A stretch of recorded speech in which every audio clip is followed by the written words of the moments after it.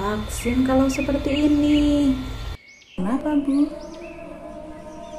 Ada chip divaksin yang disuntikan ke kita, Bu. Nanti kita bisa kan ketahuan ada di mana. Terus kita nanti bisa dikontrol ini, Bu. Gimana ini? Kata siapa itu, Bu? Ibu nih lagi rame di grup, orang pada nge-share semua ini, Bu. Wah, itu nggak benar, Bu. Mending saya minum ini aja, Bu nih. Ini lagi langka nih sekarang. Katanya ini minuman penangkal COVID. Dan saya juga pakai ini nih, Bu nih. Kalung anti COVID. Itu mah berita bohong, Bu. Ibu jangan mudah percaya, itu berita hoax.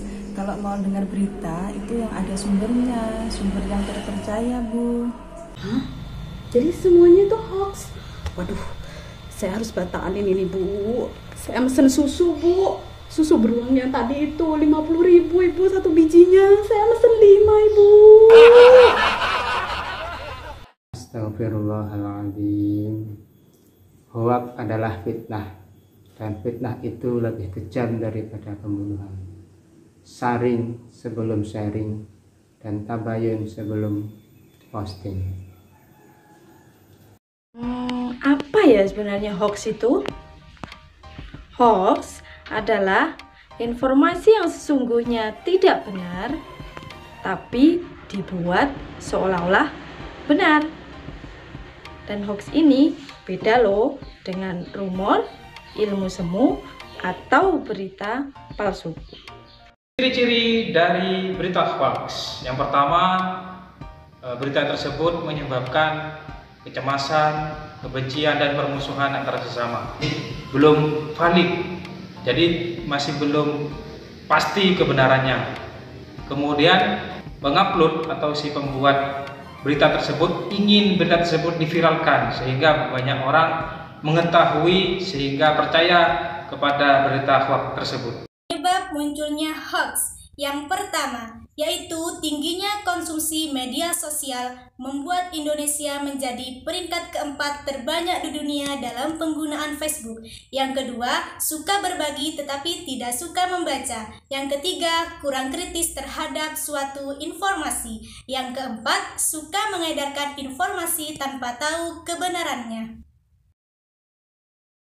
Yang ditimbulkan adanya berita hoax akan sangat luar biasa, antara lain dampak sosial, ekonomi, politik, keamanan, dan yang lebih besar adalah bisa mengancam keutuhan negara. Hoax menciptakan provokasi dan agitasi negatif, yaitu menyulut kebencian, kemarahan, ataupun hasutan kepada orang banyak. Hoax menciptakan propaganda negatif untuk mempengaruhi perilaku ataupun membentuk persepsi serta memanipulasi alam pikiran atau kognisi. Alasan kenapa remaja termakan hoax adalah yang pertama, rendahnya literasi siswa. Kebanyakan para siswa itu hanya membaca judul saja tanpa membaca isi keseluruhan dari berita tersebut. Kebanyakan dari mereka tidak mau mencari tahu, bahkan tidak tahu bagaimana cara mencari berita tersebut antara benar apa tidak. Yang kedua, hanya percaya pada sumber tertentu. Yang ketiga, remaja belum bisa membedakan mana yang benar dan mana yang tidak benar.